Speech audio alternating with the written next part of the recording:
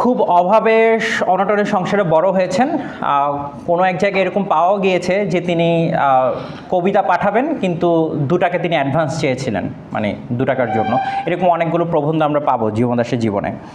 অর্থাৎ কবিতা লিখে যে তিনি সংসার রচনা করবেন, সেই জিনিসটা আসলে তার জন্য খুব বেশি হচ্ছে উপযোগী হয়নি। মানে তিনি হচ্ছে খুব ডিপ্রাইভড ছিলেন সব কিছু মিলিয়েই। পরিবারের ভিতরে সমস্যা ছিল, তার ব্যক্তিগত জীবনেও সমস্যা ছিল। পছন্দ করতেন হচ্ছে তার এই আই বিলিভ যে তার মামাতো বোন ছিলেন, তাকে পছন্দ করতেন, কিন্তু হিন্দু শাস্ত্রে যেই নীতিরীতি অনুযায়ী সেই বিবাহ তো আসলে সম্ভব না।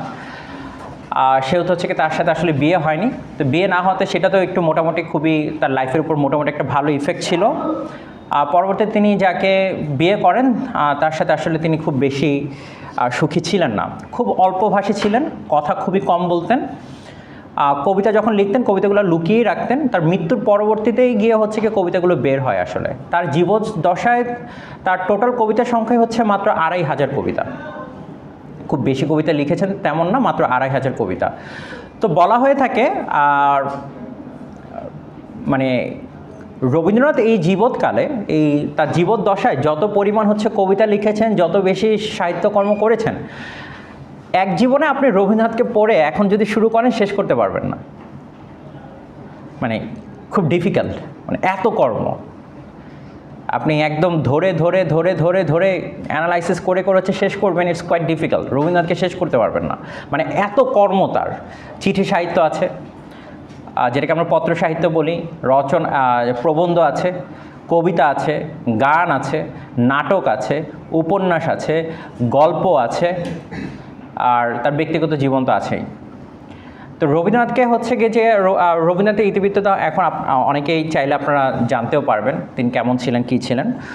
বড় মাপের কবি ছিলেন, সেটাতে কোনো সন্দেহ নেই। তো যা বলছিলাম যে রবীন্দ্রনাথকে আপনি এক জীবনে পড়ে শেষ করতে পারবেন না।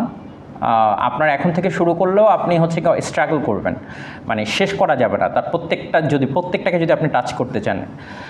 আর জীবনানন্দ দাশকে এক জীবনে বুঝতে পারবেন না।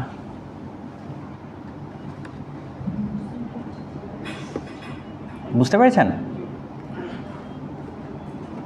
কিছুই বুঝেন নাই, হালকা বুঝেছেন? বলেন।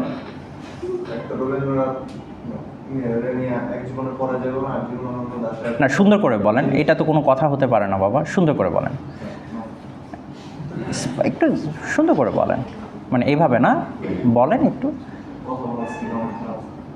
না না, খারাপটাই বলেন, খারাপটাই বলেন, বলেন বলেন বলেন, কথা বলেন না। হ্যাঁ, আচ্ছা, তাহলে এই জিনিসটা পার্থক্যটা কি? পার্থক্যটা হচ্ছে এইটা যে আপনি তো শেষ করতে পারছেন না রবীন্দ্রনাথকে, আর জীবন দাস কাছে তার সাহিত্যকর্ম হচ্ছে খুবই কম, মানে পরিমাণ কি খুবই কম। 5-6টা উপন্যাস লিখেছেন, কিছু প্রবন্ধ লিখেছেন, কিছু ছোট গল্প, আর 2500 কবিতা। মানে এটা সম্ভব, আপনি 3 মাসে শেষ করে ফেলতে পারবেন, মানে ভেরি লিটল ওয়ার্ক। বাট সমস্যাটা হচ্ছে কি বুঝতে পারবেন না, ইট টেক্স টাইম। মানে আপনি ওনাকে বুঝতে গেলে আপনাকে অনেক খড়গ পোহাতে হবে, অনেক কষ্ট করতে হবে। জীবনদাস হচ্ছে ঠিক সেই জায়গাটা নিয়ে কবিতা লিখেছেন, যেই জায়গা হচ্ছে রবীন্দ্রনাথ কখনো তার স্বপ্নেও হাঁটেননি, অন্য কোনো কবিও হাঁটেননি। অথবা সেই ধাঁচের কবিতা লিখতে গেলে যে পরিমাণ হচ্ছে কি ধৈর্য শক্তি থেকে শুরু করে যে পরিমাণ চিন্তাভাবনা দরকার হয়, সেই জিনিসটা অন্য কোনো কবি করেননি। আপনি যদি বলেন, নিঃসন্দেহে আপনি যখন জীবনদাস পড়বেন তখন জীবনদাস আপনার কাছে খুব বেশি প্রিয় হয়ে উঠবে, যখন আপনি বুঝতে পারবেন তাকে। জীবনদাস ঠিক সেই জায়গাটা নিয়ে কবিতা লিখতেন, যে কবিতাগুলো মানুষের কাছে হচ্ছে কি মনে হতো যে মানুষ, যেমন ধরেন আর রবীন্দ্রনাথের কথা যদি চিন্তা করেন, রবীন্দ্রনাথের কাছে আপনি হচ্ছে কি যে কী সুন্দর তার কবিতার ভিতরে কী সুন্দর দৃশ্য পাওয়া যাচ্ছে। আপনি রবীন্দ্রনাথের কবিতার ভিতরে কখনো কাক পাচ্ছেন না, কুৎসিত জিনিসগুলো রবীন্দ্রনাথের কবিতার ভিতরে আপনি পাবেন না। কিন্তু জীবনদাসের কবিতার এলিমেন্টস কি? কাক, তারপর হচ্ছে কি প্যাঁচা। এলিমেন্টস কি? এলিমেন্টস হচ্ছে কি আপনার শকুন পাখি, হরিয়াল পাখি, ঘাস। সাম abnormal things are the phenomena of his poetry. এই যে অ্যাবনর্মাল থিংসগুলোকে যে উনি কবিতা লিখছেন, এই অ্যাবনর্মাল থিংসগুলো যে মানুষের মনের ভিতরে বিকাশ করে, মানুষের মধ্যে বিরাজ করে অথবা প্রকৃতির ভিতরে বিরাজ করে, এই জিনিসটা বলে জীবনদাসী দেখিয়েছেন। আগে কেউ এরকম করে দেখাননি। জীবনদাস যে কবিতাটা লিখেছেন, বাংলা সাহিত্যে যে বর্ণলতা সেন কবিতাটা লিখেছেন, তার একটা কবিতাই তাকে যথেষ্ট, তাকে প্রমাণ করার জন্য যে তার কবিতার ভিতরে যে কবিত্ব শক্তিটা আছে খুব তীব্র পরিমাণে ছিল। আপনি বেট দিয়ে বলতে পারেন বর্ণলতা সেনের মতো আজ পর্যন্ত বাংলা সাহিত্যে এরকম কবিতা, এরকম রোমান্টিক কবিতা আজ পর্যন্ত এখনও লেখা হয়নি। মানে এটা জীবনদাসের কৃত। যেরকম আমরা বিদ্রোহী কবিতা পড়েছি, কাজী নজরুলের মতো এরকম কবিতা আর সৃষ্টি হয়নি, ঠিক তেমনি হচ্ছে জীবনদাসের যে বর্ণলতা সেন সেটা হচ্ছে গিয়ে একদম মহত্ব। মানে আপনি এটার মতো কোনো কবিতা আর হবে না, এবং জীবনদাস নিজেও এটা আর পারেননি। এই বর্ণলতা সেন আসলে কে? এই বর্ণলতা সেন নিয়ে এত প্রশ্ন কেন? 1899 খ্রিস্টাব্দে কবি জন্মগ্রহণ করেছেন, 1954 খ্রিস্টাব্দে তিনি মারা গিয়েছেন। খুব বেশি দিন বাঁচেননি। তিনি মানুষের ভেতরে যে একটা হাহাকার আছে, মানুষের ভেতরে যে একটা কষ্ট আছে, মানুষের ভেতরে যে একটা শূন্যতা আছে, সেই শূন্যতা নিয়ে কবিতা কে লিখবে? এই শূন্যতা নিয়ে কবিতা লিখেছেন হচ্ছে জীবনানন্দ দাশ, আর কোনো কবি লেখেননি। মানুষ যে আত্মহত্যা করতে পারে, এই আত্মহত্যা নিয়ে কবিতা কে লিখবেন? এই আত্মহত্যা নিয়ে কবিতা লিখেছেন হচ্ছে জীবনানন্দ দাশ। যে মানুষটা আত্মহত্যা করলো সেই মানুষটাকে বোঝার চেষ্টা করেছেন হচ্ছে জীবনানন্দ দাশ। মানুষের ভেতরে যে ভয় কাজ করে, মানুষ যে জিনিসটা হচ্ছে পরখ করে দেখতে চায়, কিন্তু মানুষের ভিতরে যে সীমাবদ্ধতা আছে, সেই সীমাবদ্ধতার গল্পটা কে বলবে? এই গল্পটা জীবনদাসী বলেছেন। অভাব অনটন যা কিছুই বলেন, এই অভাব অনটন হচ্ছে কি যে মানুষকে শক্তি দেয়, এবং জীবনদাসকে প্রবাবলি হচ্ছে কি এতটা বেশি শক্তি দিয়েছিলেন যে তিনি এত চমৎকার কবিতাগুলোর জন্ম দিয়েছিলেন। তিনি হচ্ছেন কিছুদিন আগেই, সম্ভবত 14 অক্টোবর অথবা 22 অক্টোবর, আমি ভুলে গিয়েছি, কিছুদিন আগেই হচ্ছে কি ওনার ছিল। তিনি হচ্ছেন গিয়ে ধরে নেওয়া হয়, দুটো স্টেটমেন্ট আছে, ধরে নেওয়া হয় তিনি আত্মহত্যা করেছেন, আরেকটা ধরে নেওয়া হয় যে হয়তো এটা অ্যাক্সিডেন্টই ছিল। ট্রাম দুর্ঘটনা যেটা বলা হয়, ট্রাম দুর্ঘটনাটা যেহেতু ট্রামের নিচে তো আসলে মানুষ, নিশ্চয়ই ট্রেনের নিচে তো আপনি মানে ইচ্ছা করে যাওয়া ছাড়া তো আসলে আপনার কোনো উপায় নেই। তারপর তিনি হসপিটালে চিকিৎসারত অবস্থায় তিনি মারা যান। বাট তার প্রত্যেকটা কবিতায় হচ্ছে গিয়ে মৃত্যু যন্ত্রণা অথবা মৃত্যু নিয়ে যে কবিতা লেখা যায়, সেই জিনিসগুলো হচ্ছে জীবনদাস বুঝিয়েছিলেন আমাদেরকে। মানে মৃত্যু নিয়ে কেউ এত সুন্দর করে কবিতা লেখেননি। আমি যেরকম বলতেই পারি, জীবনদাস বলছিলেন, মৃত্যুকে আমি ডেকেছি হাজার প্রিয়ার নাম ধরে। অর্থাৎ তার প্রত্যেকটা কবিতার ভিতরে একটা, আপনি তার কবিতা পড়ছেন, মৃত্যু থাকবে না এমন হতে পারে না। মৃত্যুটা হচ্ছে তার মেইন এলিমেন্টস। মানে মৃত্যুটাকে তিনি এত বেশি প্রবাবলি ইনফ্যাচুয়েটেড ছিলেন যে তিনি তার প্রত্যেকটা কৃতকর্মের মধ্যে তিনি হচ্ছে এই জিনিসটাকে খুব আগ্রহ দেখাতেন এই জিনিসটার জন্য। মানে তিনি এটাকে বিভিন্ন নামে ডাকতেন। মানুষের যে একাকিত্ব, সে একাকিত্ব নিয়ে যে তিনি চমৎকার বর্ণনা করেছেন, সেটাও খুব চমৎকার। তিনি বলছেন, আকাশে উড়ে যায় এক ঝাঁক হরিয়াল পাখি, বসে বসে ভাবি মানুষ কত দূর যেতে পারে একাকী।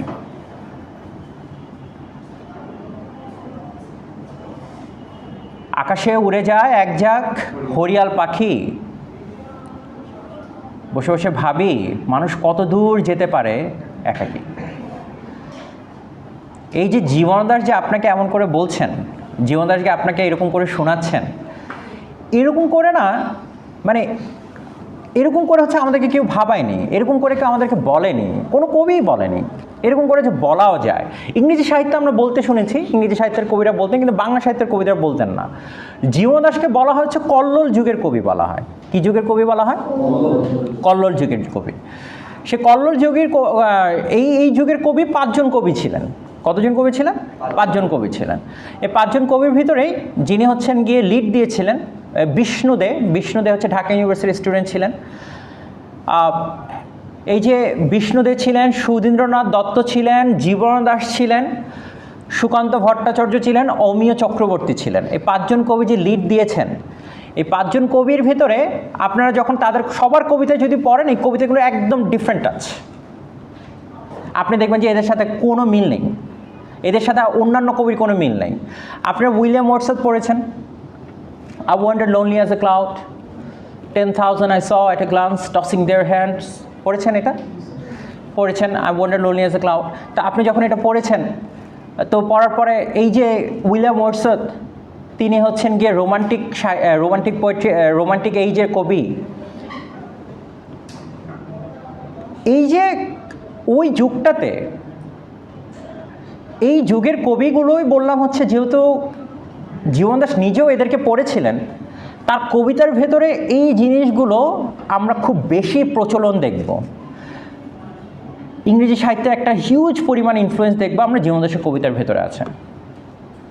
জীবনদাসের যে বর্ণতা সেন কবিতাটি, এই কবিতাটি ধরে নেওয়া হয় যে এডগার অ্যালান পোর একটা বিখ্যাত কবিতা আছে টু হেলেন, সে কবিতাটির একটা কনসেপ্ট নিয়ে তিনি হচ্ছেন এই কবিতাটা লিখেছেন। বর্ণতা সেন কবিতাটি আসলে বর্ণতা সেন কাব্যগ্রন্থে প্রকাশিত হয়, কিন্তু বর্ণতা সেন কবিতাটা আসলে একদিনে লেখা হয়নি, এটা অনেক দিনের চিন্তাভাবনা ছিল তার। কী ছিল? অনেক দিনের চিন্তাভাবনা ছিল। অনেক দিনের চিন্তাভাবনা থেকে এরকম। জীবনদাস হচ্ছে একজন অলিক কবি, সম্পূর্ণভাবে একজন অলিক কবি।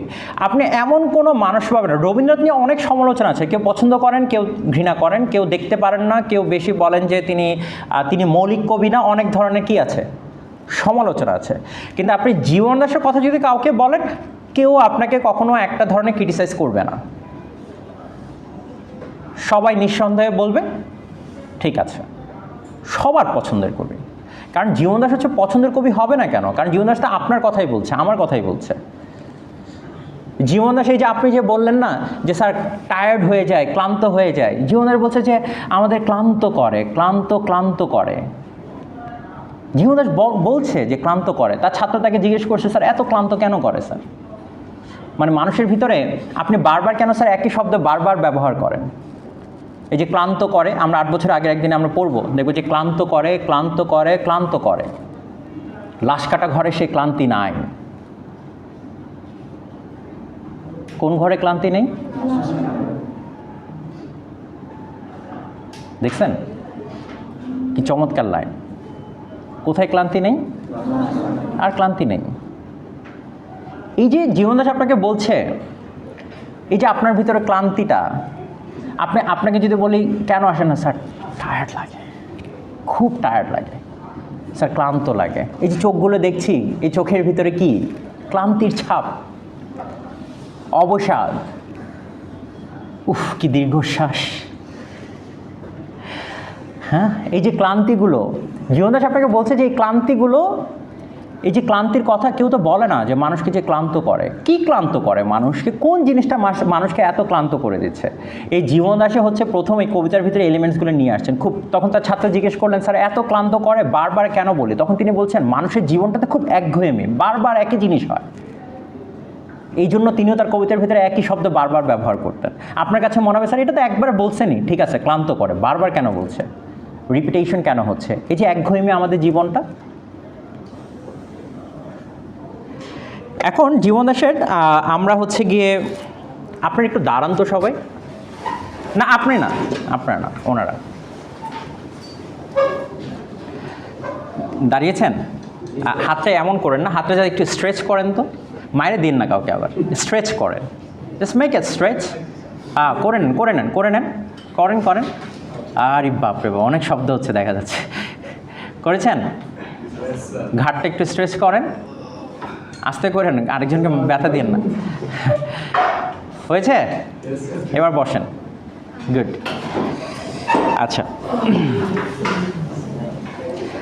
আচ্ছা, আমি পড়ছি, দেখেন আপনাদের কাছে তো নিশ্চয়ই শিট আছে বর্ণতা সেন। আচ্ছা, আছে? নাকি নাই?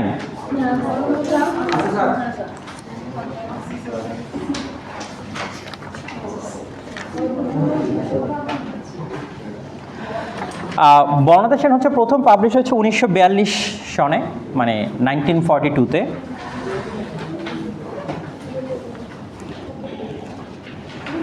বর্ণতা সেনের আপনার কাছে শিট নাই স্যার? বাবা, ভর্তি হলে সবসময় একটু কষ্ট করে ডিপার্টমেন্টে আসবেন। হ্যাঁ, মানে আপনার এসে দেখবেন না আদেও কি ডিপার্টমেন্টে এক্সিস্ট করে কি না, এটা দেখতে হয়। তো দেখলে তো আপনি ইনফরমেশনগুলো পাবেন। আচ্ছা চলেন।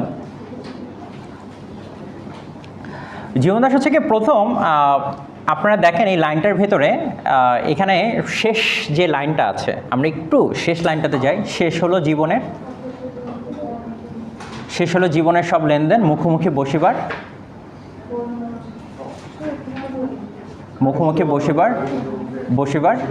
বর্ণতাসীন। পেয়েছেন? আচ্ছা, শেষ হলো জীবনের সব লেনদেন লাইনটি পেয়েছেন? খুব খুঁজতে হচ্ছে কেন আপনাদের শেষের লাইনগুলো? আর আবার একটু উপরে যান, শেষ হলো জীবনের সব লেনদেন নাই আছে তো? পুরাই জীবনের সব লেনদেন। আচ্ছা আচ্ছা, এটা তো পরে এডিট হয়েছে, আমি মেইন টেক্সটটা পড়ছি আবার। দেখেন লাইনটা ছিল এরকম, শেষ হলো জীবনের সব লেনদেন বনলতা সেন, কোথায় গিয়েছে তুমি আজ এই বেলা, মাছরাঙা ভোলেনি তো দুপুরের বেলা, শালিক করে না তার নীর অবহেলা, উচ্ছ্বাসে নদীর ঢেউ হয়েছে সফেন, তুমি নাই বনলতা সেন। আমাদের উদ্দেশ্য হচ্ছে বনলতা সেন কবিতাটা পড়ার পরে উদ্দেশ্য হচ্ছে কি যে বনলতা সেনকে আইডেন্টিফাই করা, যে বনলতা সেনটা আসলে কে।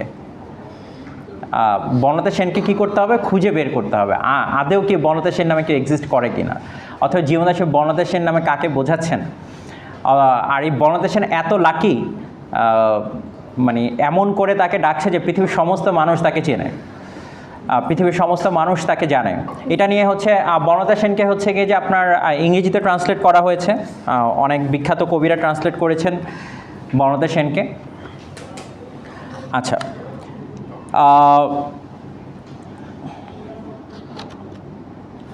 আমরা আপনার কি কবিতাটা আছে আপনাদের কাছে? জি, চলেন আমরা। আমার সাথে মিল থাকবে না তো, আপনি এখন মিল পাবেন, ঠিক আছে? এখন মিল পাবেন। কি পাবেন? এখন মিল পাবেন। আমি পড়ছি, এখন মিল পাবেন। আমি তো বললাম ওইটা বনলতা সেন বললাম হচ্ছে প্রথমে আপনি এখন যেটা পড়ছেন একটু আমাদের উদ্দেশ্য হচ্ছে কবিতা থেকে আমরা বনলতা সেনকে আইডেন্টিফাই করবো আজকে। এই বনলতা সেনকে দরকার, আপনাদেরকে জানতে হবে তো বনলতা সেনটা কে। হ্যাঁ, কতজন কাউকে আপনারা নামে ডেকেছেন, তুমি তো আমার বনলতা সেন, কিন্তু আজকে জানার পরে হয়তো বা নাও ডাকতে পারেন। আচ্ছা, আমি আমার কবিতাটা এখান থেকে বের করি। এটা তো ইংরেজিটা আছে এখানে।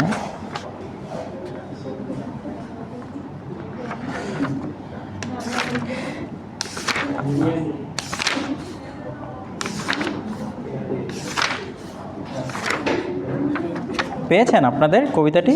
আপনাদের তো আছে না? আমার এখানে আমি পাচ্ছি না কেন? পাওয়ার তো কথা।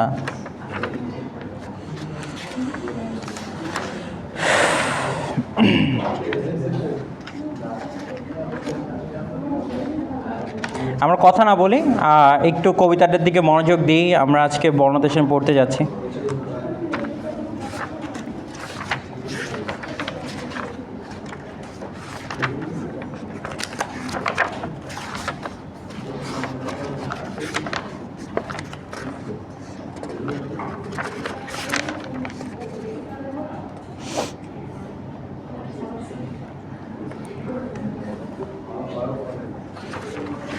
পেয়েছি। এসিটা বাড়িয়ে দিবে বলতে কি মানে ঠান্ডা লাগছে? বলেন, একটু বলেন কষ্ট করে।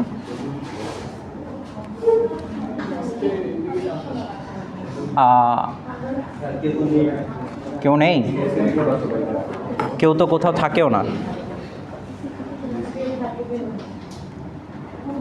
ফোনগুলোকে সাইলেন্ট করেছেন? মনোযোগ দিবেন, আমি ধরবো। নিয়ে আসেন আমার কাছে, দেখেন আপনি দেখেন তো ওই এসিগুলো কত দেওয়া? 24-এ দেওয়া আছে। এটা কাজ করবে না, এটা না, বাদ, এটাও না, দেন একটা।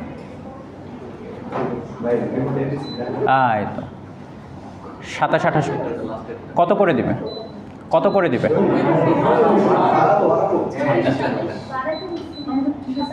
27, 28, 29, 30 করেন। 26 ইজ ওকে, থাক, এখানেই থাক। ওদের কাছে দেন, রিমোটটা দিয়ে দেন।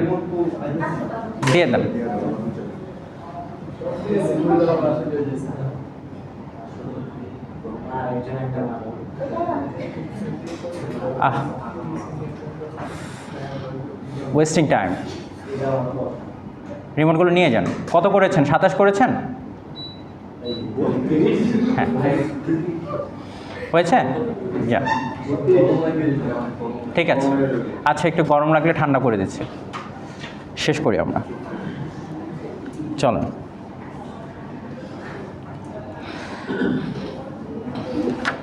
আমরা বোঝার চেষ্টা করব, আগে আমরা পড়ব, তারপর বোঝার চেষ্টা করব।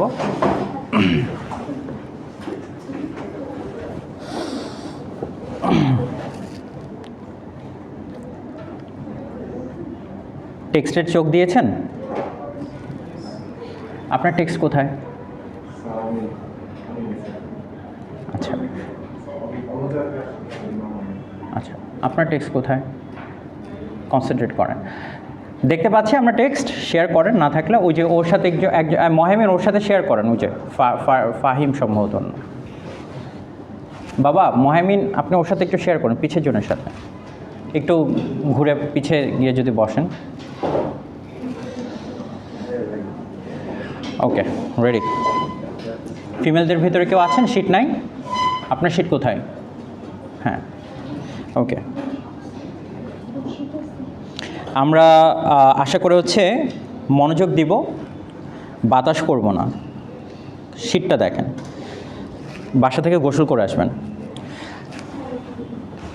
পড়ছি আমরা। বনলতা সেন কাব্যগ্রন্থ থেকে নেওয়া হয়েছে।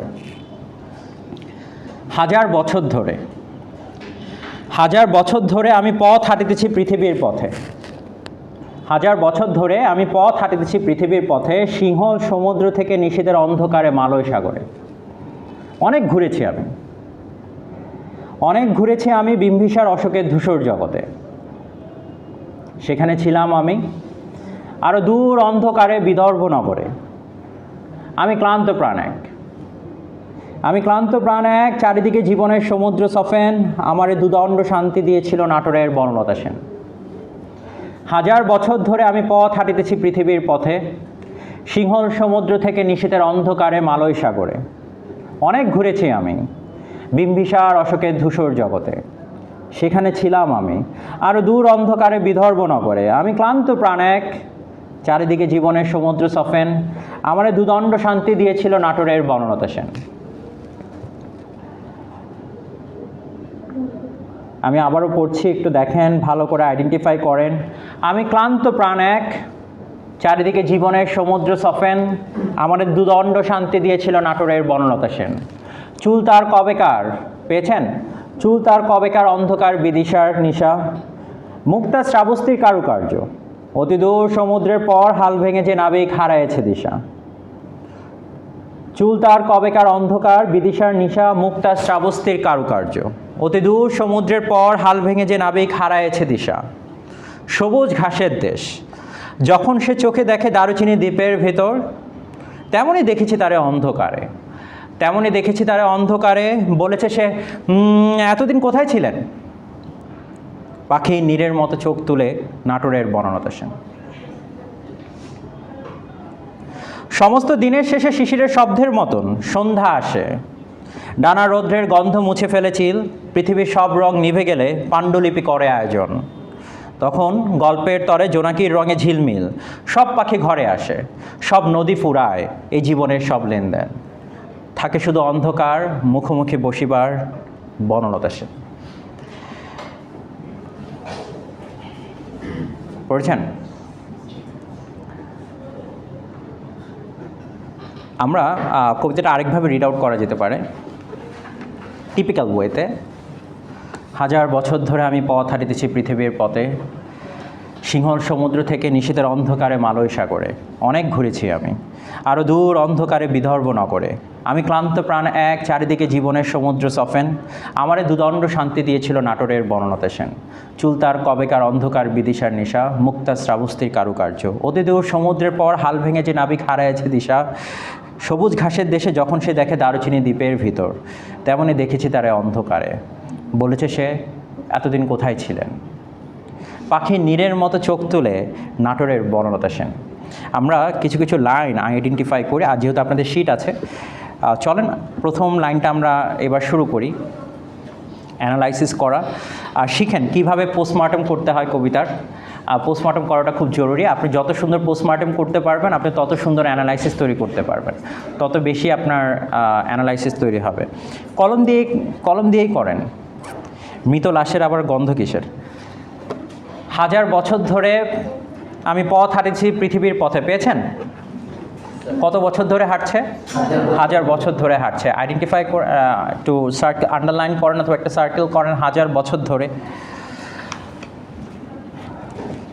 কোথায়, কোন পথে হাঁটছে? পৃথিবীর পথে হাঁটছে, অন্য কোনো পথে হাঁটেনি তিনি। কোন পথে হেঁটেছেন? পৃথিবীর পথেই হেঁটেছেন। আন্ডারলাইন করেন। 1000 বছর ধরে আমি পথ হাঁটিতেছি পৃথিবীর পথে। কোথা থেকে কোথায় হেঁটেছে এবার সেটা আমরা আইডেন্টিফাই করছি। সিংহল সমুদ্র থেকে, পড়েন, সিংহল সমুদ্র থেকে নিশীথের অন্ধকারে মালয় সাগরে, আরও দূর বিদর্ভ নগরে অনেক ঘুরেছি আমি, নাকি? আচ্ছা, এখন আসেন কোথায় থেকে কোথায় ডিস্টেন্স দিয়েছে, মানে তার একটা ভালো জিওগ্রাফিক্যাল নলেজ আপনাকে থাকতে হবে জীবনদাস পড়তে হলে, মানে আপনাকে ভূগোল ভালো জানতে হবে। সিংহল সমুদ্র থেকে নিশীথের অন্ধকারে মালয় সাগরে, আইডেন্টিফাই করে ফেলেন। তিনি একটা স্টেটমেন্ট দিচ্ছেন আবার, অনেক ঘুরেছি আমি। কি করেছি বলেন না? অনেক করছি আমি। হ্যাঁ, এখন তিনি কি বলছেন আপনাকে? অনেক ঘুরছি। থামেন, নাকি? এটাই তো, অনেক ঘুরেছি আমি। আন্ডারলাইন করেন। কি বলছেন তিনি? অনেক ঘুরেছি আমি। এবার বলছেন যে শুধু ঘুরেছি যে আমি তা না, কোথায় কোথায় ঘুরেছি এবার তিনি আরও, মানে আপনাকে আরও বোঝানোর জন্য, বিম্বিসার অশোকের ধূসর জগতে, আন্ডারলাইন করেন এই বিম্বিসার অশোক। আসছি। তারপর কি বলছেন? সেখানে ছিলাম আমি। কোথায় ছিলেন তিনি? কোথাও মানে তিনি কোথায় কী ছিলেন? অনেক ঘুরতে ঘুরতে কোথায় ছিলেন তিনি? এক জায়গায় স্টে করেছিলেন, মানে বোঝা যাচ্ছে যে তিনি কিছুদিন ছিলেন। অনেক, সেখানে ছিলাম আমি আরও দূর অন্ধকারে বিদর্ভ নগরে। এখন তিনি বলছেন কি, সব কিছু হয়ে গেছে। প্রথমে বলেছে কি অনেক ঘুরেছি আমি, আর ভালো লাগতেছে না। আবার সে বলছে কি সেখানে ছিলাম আমি, মানে মানুষ কত অন্ধকারে যেতে পারে, অন্ধকার থেকে অন্ধকার, সেই জায়গাও তিনি গিয়েছেন। যাওয়ার পরে তিনি কি বলছেন? আমি ক্লান্ত প্রাণে। এবার কি বলছে? সারেন্ডার করছে। এবার কি করেছেন তিনি? কি করলেন? আমি ক্লান্ত প্রাণে, চারদিকে জীবনের সমুদ্র সফে। বলছে এত ক্লান্ত হয়ে গেছি, এত টায়ার্ড হয়ে গেছি, চারিদিকে আমি কি দেখছি? জীবনের শুধু সমুদ্রের ফেনা, সফেন। আমারে দুদণ্ড শান্তি দিয়েছিল কে? নাটোরের বনলতা সেন। হঠাৎ করে তাকে এত টায়ার্ডনেসের মধ্যে এসে কোনো এক বনলতা সেন এসে দুদণ্ড শান্তি দিয়েছিলেন। দুদণ্ড মানে হচ্ছে কি সামান্য পরিমাণ। কি দিয়েছিলেন? সামান্য পরিমাণ। এখন সামান্য পরিমাণ কীভাবে হতে পারে? আপনি এক ক্লান্ত পথিক, আপনি কি পথিক? ক্লান্ত পথিক। আপনি খুব পিপাসার্থ মানুষ, কিন্তু চারিদিকে হচ্ছে জীবনের সমুদ্র সফেন। এটার একটা চমৎকার উদাহরণ হচ্ছে the rime of the ancient mariner, written by Coleridge. সেখানে তিনি বলছেন water everywhere, not a single drop to drink. বলছে চারিদিকে শুধু পানি আর পানি, কিন্তু এক ফোঁটা পানিও পান করার মতো না। এখন জীবনদাসা বললেন আপনার কী দেখছে? চারিদিকে কি দেখছে? সমুদ্র সফেন। তিনি কি বলছেন? খুব টায়ার্ড। এই টায়ার্ডনেসের ভিতরে আপনি কি চান? স্প্রাইট নাকি কোকা কোলা? কী চান? পানি চান? মাউন্টেন ডিউ চান? হ্যাঁ, ডার কি আগে জিত হয় নাকি? আপনি এরকমই কিছু চাচ্ছেন। কিন্তু এখন তিনি কি বলছেন? তাকে কে শান্তি দিয়েছিল? দুদণ্ড শান্তি দিয়েছিল কি? নাটোর। অর্থাৎ তার যে ক্লান্তিটা ঘুচেছিল, এই পিপাসার্থ ক্লান্তি, তার জীবনের যে টায়ার্ডনেস, সেটা ঘুচেছিল কার মাধ্যমে? নাটোরের বনলতা সেনের মধ্যে তিনি দেখেছেন। এরপর তিনি বলছেন একটা মজার একটা জিনিস দেখেন, পুরো এই কবিতায় 3টা স্তবক আছে। কয়টা স্তবক আছে? ইংরেজিতে বলা হয় স্ট্যানজা, বাংলায় বলা হয় স্তবক। স্ট্যানজা বলেন না? ফার্স্ট স্ট্যানজা, সেকেন্ড পড়েছেন না? পড়েন। স্ট্যানজা অবশ্যই পড়েছেন আপনি। I wonder lonely as A cloud পড়েছেন না? সেখানে স্ট্যানজা আছে না? ভাগ আছে না? কি আছে? ভাগ আছে। সে ভাগটাকে কি বলে? স্ট্যানজা বলে। বাংলায় বলে কি? স্তবক বলে। কি বলে? স্তবক। এখন এখানে দেখেন 3টে স্তবক আছে। কয়টা স্তবক আছে? প্রতিটা স্তবকে 6টি করে লাইন আছে। কয়টি করে লাইন আছে? 6টি করে লাইন আছে। আবার প্রত্যেকটা শেষের লাইন হচ্ছে কি? বনলতা সেন, বনলতা সেন, বনলতা সেন। দেখেন, ভালো করে দেখেন, দেখেছেন? কে আছে? বর্ণনাতে সেন আছে। প্রতিটা লাইনের শেষেই বর্ণনাতে সেন আছে। হ্যাঁ, সব কিছু শেষেই বর্ণনাতে সেন নাকি? এখন আসেন আমরা আস্তে আস্তে যাচ্ছি, আমি জাস্ট আপনাদেরকে একটু আন্ডারলাইন করার জন্য। এখন দেখেন বর্ণনাতে সেনের একটা বর্ণনা আমরা পাচ্ছি। চুল তার কবেকার অন্ধকার বিদিশার নিশা, মুক্তার শ্রাবস্তির কারুকার্য, অতিদূর সমুদ্রের পর হাল ভেঙে যে নাবিক হারাইছে দিশা। তাহলে বর্ণনাতে সেন দেখতে কেমন? চুলের একটা বর্ণনা দিচ্ছেন, আন্ডারলাইন করেন। আন্ডারলাইন করেন না, বিদিশার নিশা আন্ডারলাইন করেন। আমি তো আন্ডারলাইন করতে বলছি, করেন না। হাল ভেঙে যে নাবিক হারাইছে দিশা, সবুজ ঘাসের দেশ, যখন সে চোখে দেখে দারুচিনি দ্বীপের ভিতর, তেমনই দেখেছি তারে অন্ধকারে। কোথায় দেখেছে? তার সাথে দেখা হয়েছে কোথায়? অন্ধকারে দেখা হয়েছে। বলেছে সে, এতদিন কোথায় ছিলেন? মানে অপেক্ষা ছিল বর্ণনাতে সেনেরও কারো একজনের জন্য নাকি? নাহলে এত সুন্দর করে ডাকলো কেন? অপেক্ষা করেছেন না? ইনভার্টেড কমার মধ্যে দেখেন কি বলছে সে, কি ব্যাপার, খোঁজ খবর নাই, অপেক্ষায় আছে, দেখা সাক্ষাৎ নাই নাকি? সে কি বলছে? এতদিন কোথায় ছিলেন?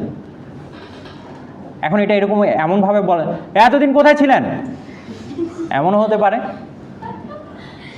আবার এমন হতে পারে এতদিন কোথায় ছিলেন, ক্লান্ত, এমনও হতে পারে। আবার এমনও হতে পারে, আমাকে উদ্ধার করলা না তুমি, এতদিন কোথায় ছিল? আবার সে বলছে পাখির নীরের মতো চোখ তুলেছে, নাটোরের বর্ণনাতে সেন। কার মতো চোখ তুলেছে? এই উপমাটা পুরো বাংলা সাহিত্যে এটা পুরো একটা শ্রেষ্ঠ উপমা, মেটাফোর। এটাই তো, ওই যে আপনি যেরকম আই ফিল অবাক,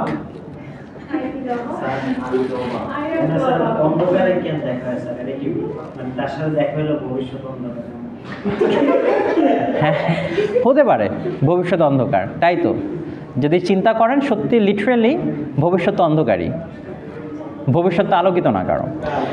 সমস্ত দিনের শেষে শিশিরের শব্দের মতন, সমস্ত দিনের শেষে শিশিরের শব্দের মতন সন্ধ্যা আসে। সন্ধ্যা কেমন করে আসে? শিশিরের শব্দের মতন। সমস্ত দিনের শেষে শিশিরের শব্দের মতন কি আসে? সন্ধ্যা আসে।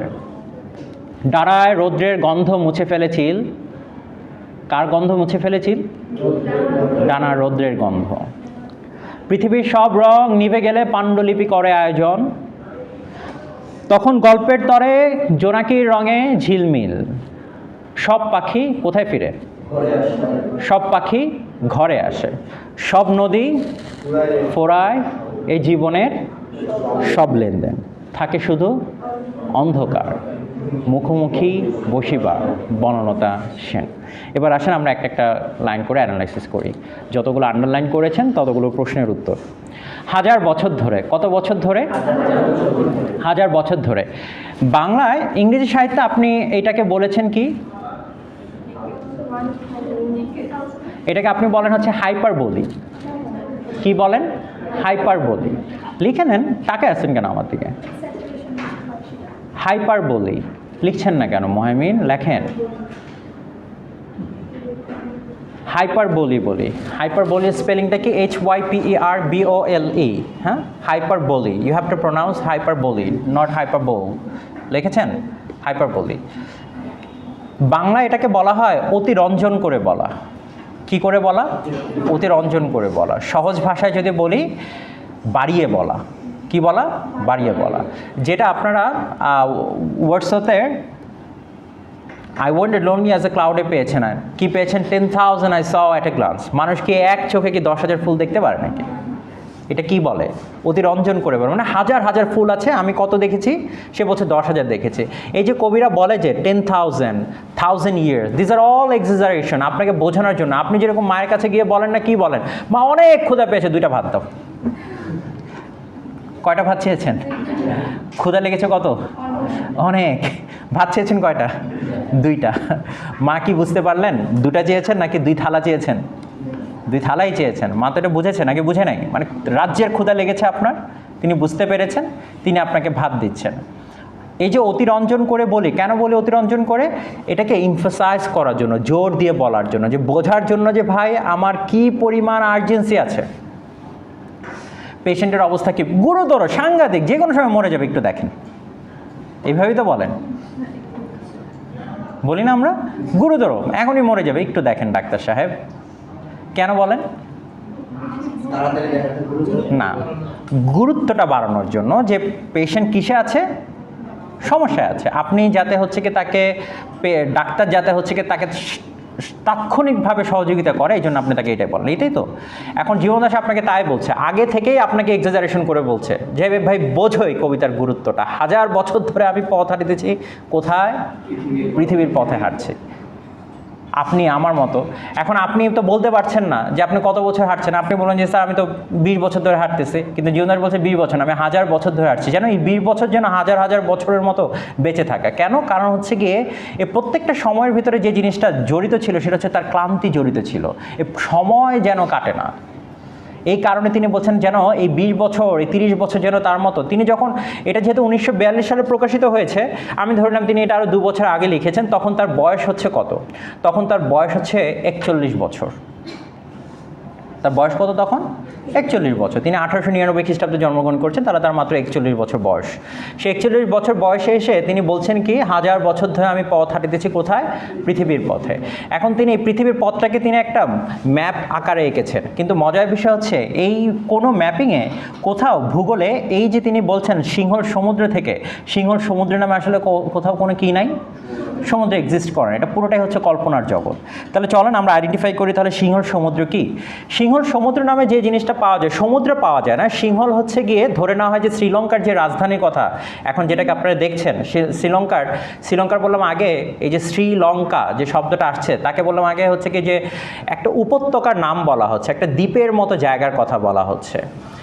সেই জায়গা থেকেই হচ্ছে গিয়ে তিনি বলছেন যে সিংহল সমুদ্র থেকে, তারপর বলেছে কি নিশীথের অন্ধকারে। অন্ধকার তো অন্ধকার, কিন্তু এটা কিসের অন্ধকার? নিশীথের অন্ধকার। যখন আপনাকে বলা হচ্ছে নিশীথের অন্ধকার, তার মানে হচ্ছে কি রাতের অন্ধকার। বুঝতে পেরেছেন? দিনেও বললাম অন্ধকার হয়, হয় না? দেখতে চান? লাইটগুলো অফ করে দিই, সব কিছু অফ করে দিই, কি হবে? অন্ধকার হবে। দিনেও কি হয়? অন্ধকার হয়। এখন তিনি আপনাকে আইডেন্টিফাই করে দিচ্ছেন তিনি কোন অন্ধকারে গিয়েছেন?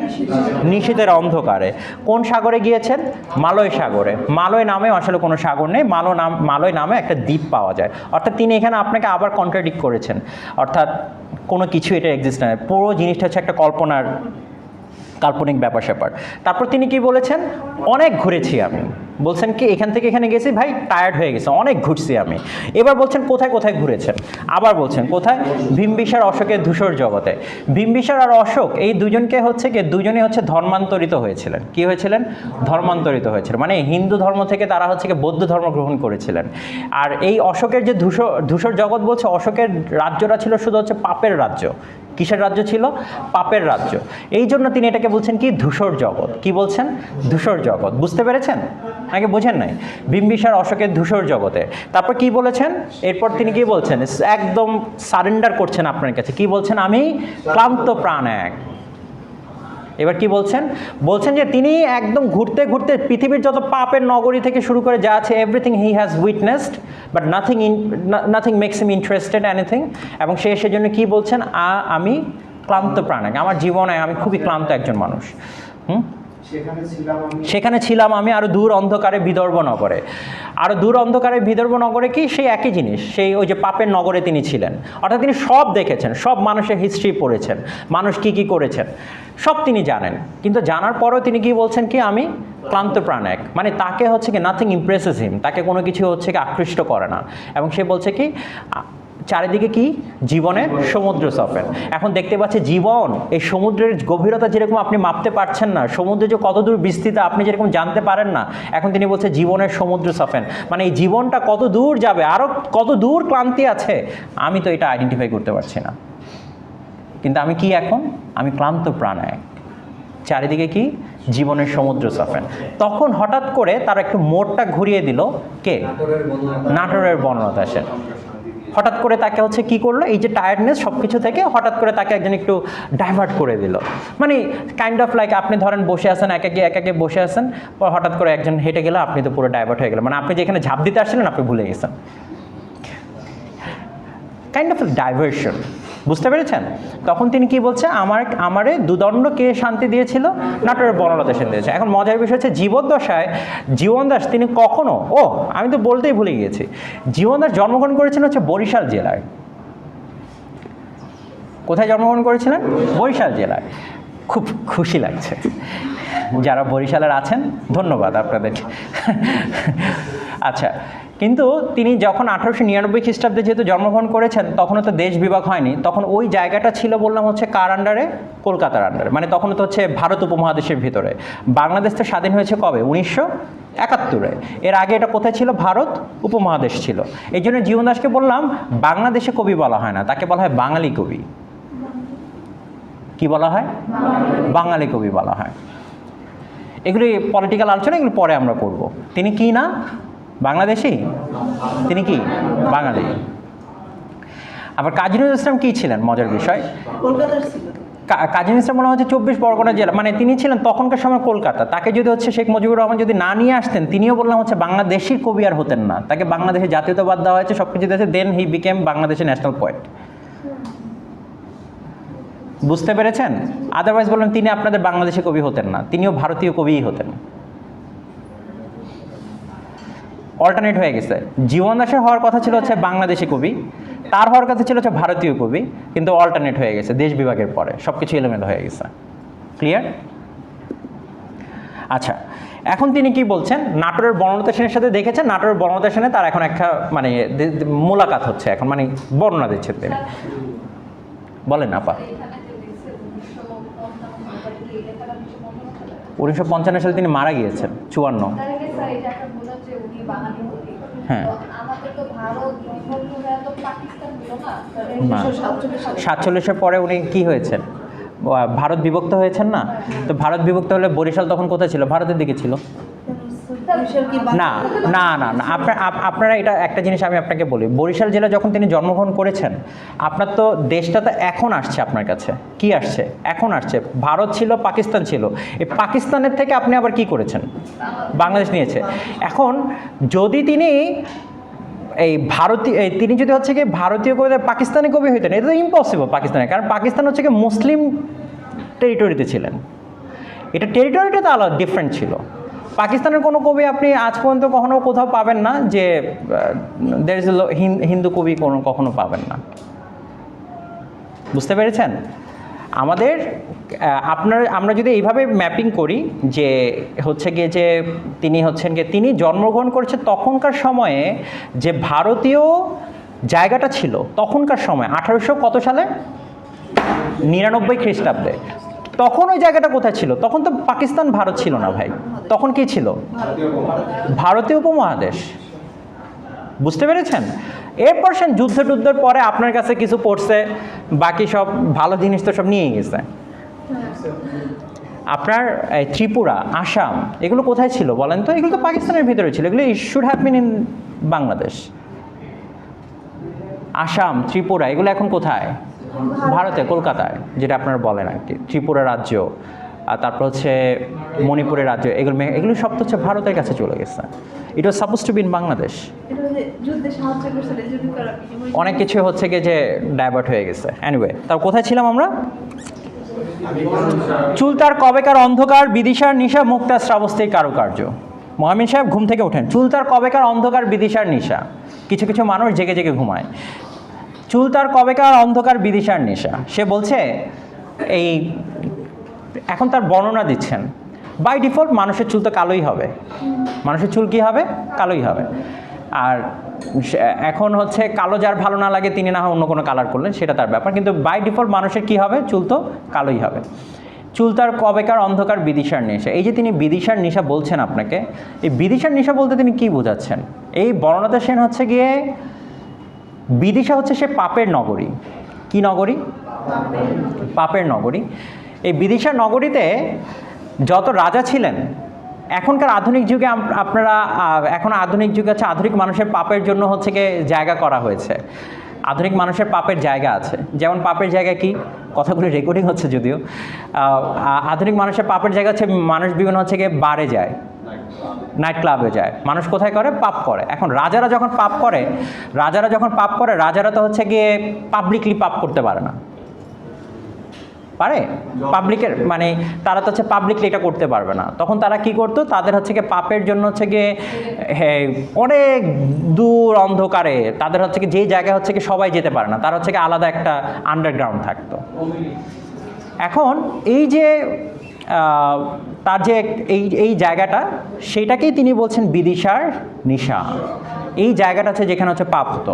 এখন তিনি বলছেন এই যে বনলতা সেন, এখন এখানে একটা মজার জিনিস আছে। এই অ্যানালজিটা হচ্ছে খুবই kind of how you interpret it, এটা হচ্ছে আপনার ব্যক্তিগত ব্যাপার। বনলতা সেন কি তাহলে পাপের কাইন্ড অফ লাইক একটা সিম্বলিক্যাল মিনিং, যে চুল তার কবেকার অন্ধকার বিদিশার নিশা, সেই মানে পাপের নগরে যেরকম মানুষের অন্ধকার হয়, মানুষ যেরকম এটা ভিজিবিলিটি, কেউ জানতে চায় না। আমার পাপ আপনার পাপ, আমি তো আপনি আমার পাপ জানেন না, আমি আপনার পাপ জানি না, জানেন না, আমরা কেউ কারো পাপ জানি না। কিন্তু পাপ বাই ডিফল্ট জিনিসটা কি, অন্ধকার বাই ডিফল্ট জিনিসটা কি, অন্ধকার জিনিসটাই হচ্ছে কি একটা সংশয় প্রকাশ করে। আপনি দেখবেন যেখানে অন্ধকার আছে আপনি ওখানে যেতে যাচ্ছেন না, যেতে যাচ্ছেন আপনি, আমি কখনো যাইবো না। কেন যাব না অন্ধকারে বলেন?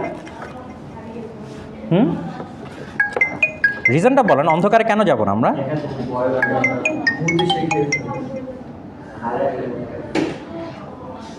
হ্যাঁ, আমি ক্লাসে আছি মুহাইমিন, হ্যাঁ ক্লাসে আছে, পরে ফোন দেব। হ্যাঁ,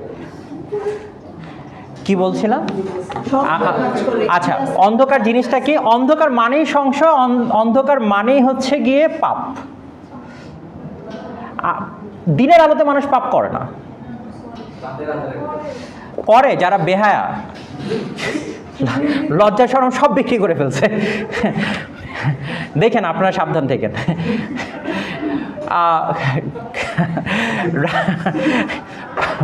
পাপ মানুষ হচ্ছে গিয়ে পাপের জন্য মানুষ কোন জায়গাটা বেছে নেয়?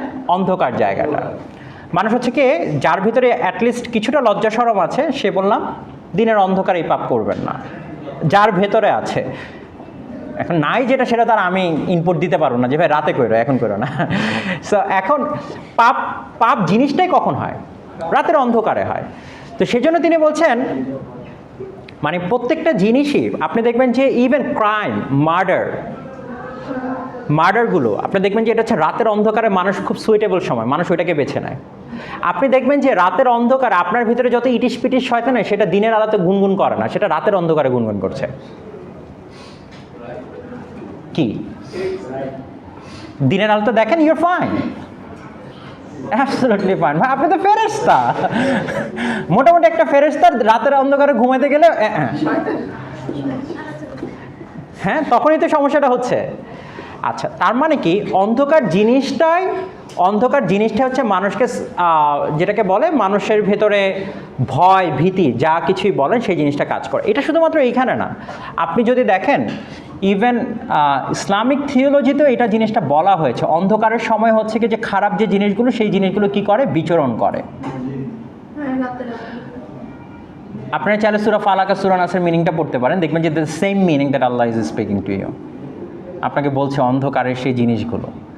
তার মানে কি বাই ডিফল্ট হচ্ছে মানুষের ভেতরে অন্ধকার জিনিসটা, অন্ধকারের আরেকটা মিনিং আছে, অন্ধকার হচ্ছে অলওয়েজ ইন্ডিকেটস দ্য কনফিউশন। কি ইন্ডিকেট করে? কনফিউশন। এই কনফিউশনটা কখন দূর হয়? যখন একটা আলো আসে। আলো জিনিসটাই হচ্ছে মানুষকে কি দেয়? আশার আলো দেখায়, মানে একটা হোপ দেখায়। আর যেখানে অন্ধকার আছে সেখানে কি আছে? সংশয় আছে।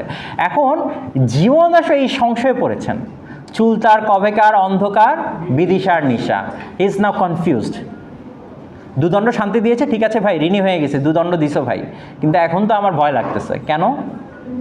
পুরো অন্ধকারে তাকে দেখা যাচ্ছে। মুক্তা শ্রাবস্তীর কারুকার্য, বনলতা সেনকে এখানেই আইডেন্টিফাই করা গিয়েছে যে বনলতা সেনের সৌন্দর্য এখানেই ফুটে উঠেছে। মুক্তার শ্রাবস্তীর কারুকার্য, শ্রাবস্তী হচ্ছে সেই মূর্তির নাম যেটা হচ্ছে ধবধবে সাদা। এই অন্ধকার আর সাদা, এই অন্ধকারেই হচ্ছে বনলতা সেনের এক্সিস্টেন্স। তখন বুঝে গিয়েছে মুক্তার কিসের কারুকার্য? শ্রাবস্তীর কারুকার্য। সেই সাদা মূর্তির মতো শ্রাবস্তীর কারুকার্য, যেটাকে বলা হচ্ছে যে হিন্দু ধর্মের যে মূর্তি, যে শ্রাবস্তী, সে শ্রাবস্তীর কারুকার্যের কথা বলছেন যে তিনি কি এখন দেখেন, যদি এই অন্ধকার না থাকে তাহলে শ্রাবস্তীর কারুকার্য যে আছে আপনি কি বুঝবেন? যদি অন্ধকার না থাকে আপনি তো চাঁদের মর্ম বুঝবেন না। চাঁদ তো তখনই সুন্দর যখন আপনি অন্ধকার হয়েছে। বুঝতে পেরেছেন নাকি বোঝেন নাই? সূর্য যদি রাতে উঠে আপনার কাছে ইট ডাজেন্ট অ্যাট্রাক্ট ইউ ভাই। কখন অ্যাট্রাক্ট হলেন? যখন সূর্য হচ্ছে দিনের আলোতে। দেখেন, সূর্য হচ্ছে দিনের আলোতে উঠছে, কিন্তু সূর্য দেখেন এই যে একটা আলাদা একটা রে তৈরি করলো। আপনি যদি এখন আকাশে তাকান, এই পিছের দিকে দেখেন, এই যে আলোকিত সব কিছু দেখতে পাচ্ছেন।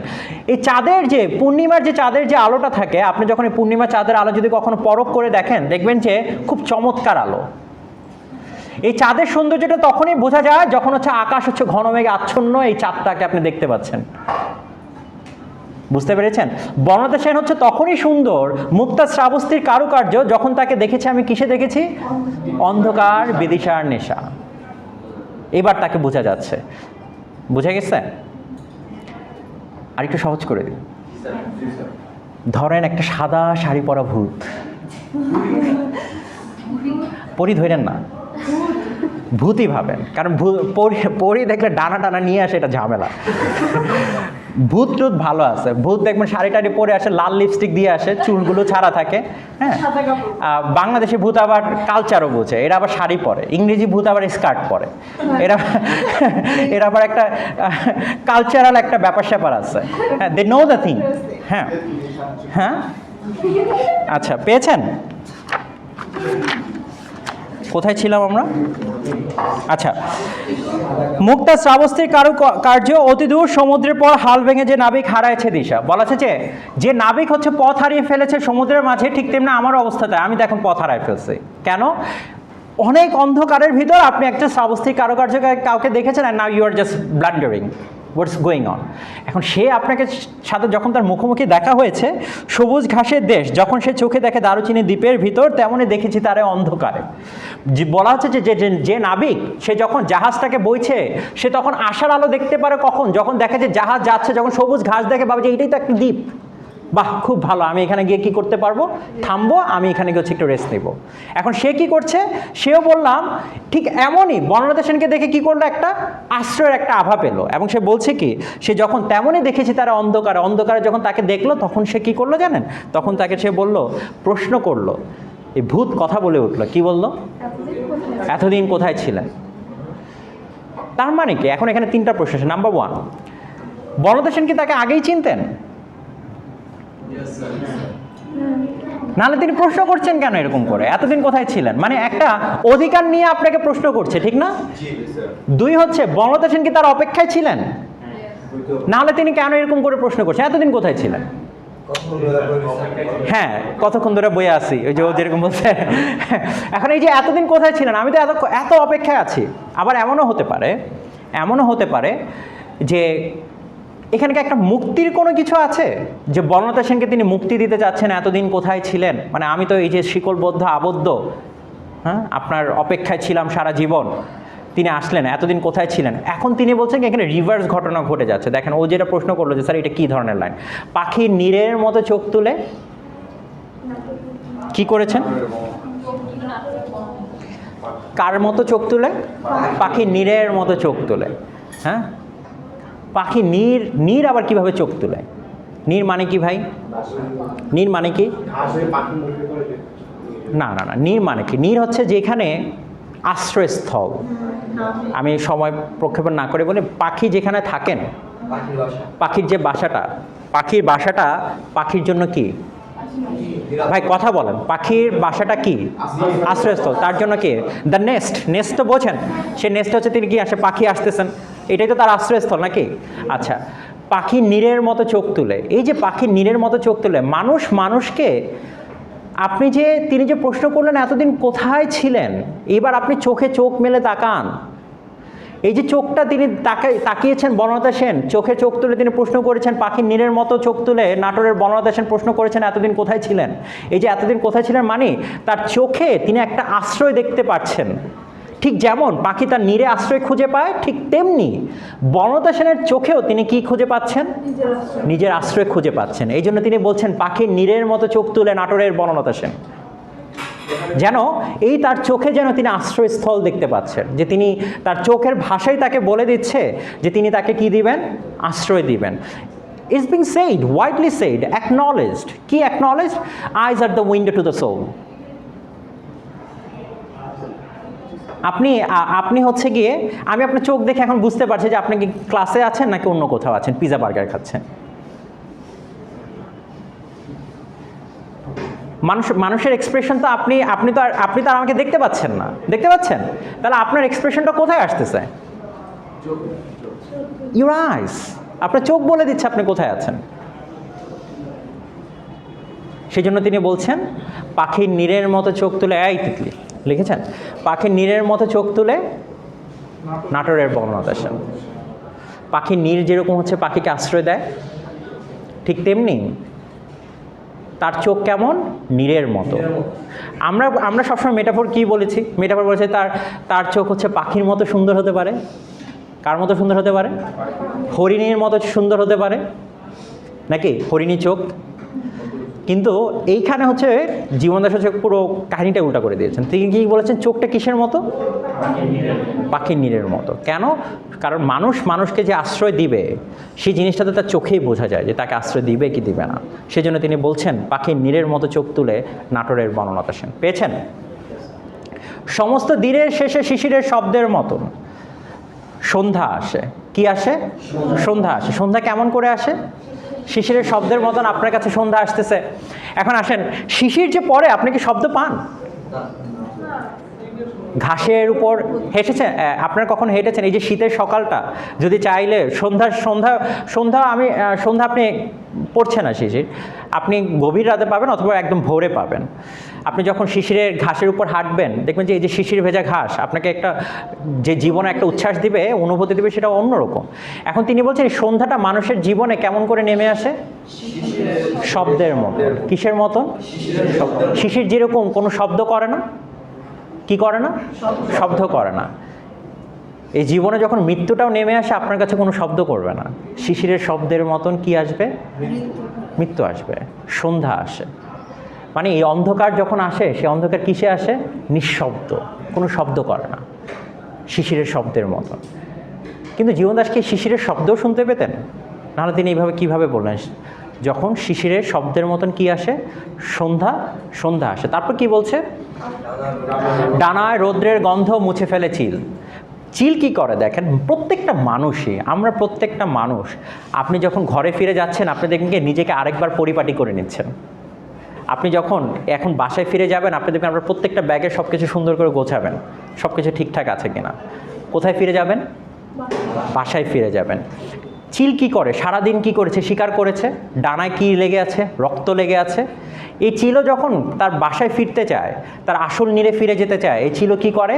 তাকে পরিশুদ্ধ করে যেতে চায়। কি করে যেতে চায়? পরিশুদ্ধ করে। কি করে?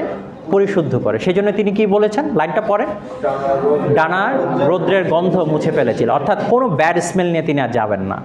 প্রত্যেকটা মানুষই কি চায়? আপনি যখন ফিরে যাবেন আপনি কিভাবে ফিরে যেতে চান? আপনার যা কিছু আছে সব কিছু ফেলে দিয়ে আপনি একদম নিঃশব্দে আপনি ফ্রেশ হয়ে যেতে চান, নাকি? তারপর তিনি কি বলছেন? পরের লাইনটা পড়েন না ভাই। আচ্ছা, পৃথিবীর সব রং নিভে গেলে, পৃথিবীর সব রং যে নিভে গিয়েছে কখন আপনি বুঝবেন? যখন অন্ধকার হবে, যখন আপনার জীবনে অন্ধকার আসবে, যখন আপনি দেখবেন যে আপনি আর কিছুই দেখতে পাচ্ছেন না, পৃথিবীর সব রং নিভে গেলে পাণ্ডুলিপি করার আয়োজন। তখন কি থাকবে আপনার জীবনে? শুধুমাত্র এই কৃতকর্ম পাণ্ডুলিপিটি আপনার থাকবে। আপনার যা কিছু আছে তাই, আপনি যা কিছু রেখে গিয়েছেন তাই তো থাকবে। তারপর কি বলছেন? তখন আপনি হচ্ছেন কি সাধারণ একটা গল্প মাত্র, কেউ হয়তো আপনাকে নিয়ে গল্প করবে, এই তো। তারপর সব পাখি ঘরে, সব পাখি কি আসে? ঘরে আসে। অর্থাৎ পৃথিবীর প্রত্যেকটা মানুষই তার আসল নীড়ে ফিরে যাবে, নাকি? কোথায় ফিরে যাবে? আসল নীড়ে, পাখির নীড়ের মতো চোখ তুলে নাটোরের বর্ণলতা সেন আপনাকেও প্রশ্ন করবে। তারপর কে বলছে কি? অর্থাৎ সব কিছুই, সব নদী ফুরায় গিয়ে সাগরে, অর্থাৎ সব নদীও একদিন ফুরায়, সব কিছুই ফুরায়, সব কিছুই শেষ হয়। তারপর থাকে শুধু অন্ধকার। দুটো জিনিস শুধুমাত্র মানুষের জীবনে থাকে, যেটা তিনি বলছেন, সেটা কে কে থাকে? শুধু অন্ধকার থাকে, নাকি অন্ধকার থাকে? আর কে থাকে? বর্ণলতা সেন তো থাকবে, কারণ বর্ণলতা তো মৃত্যুর না।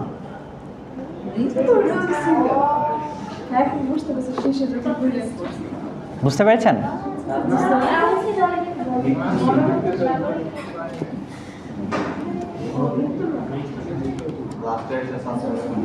হ্যাঁ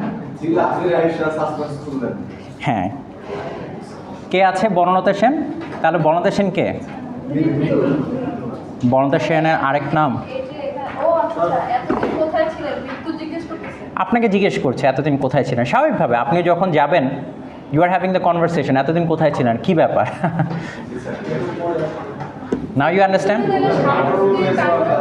অবভিয়াসলি আপনি যখন যাচ্ছেন, আপনি চিন্তা করেন how you are being organised.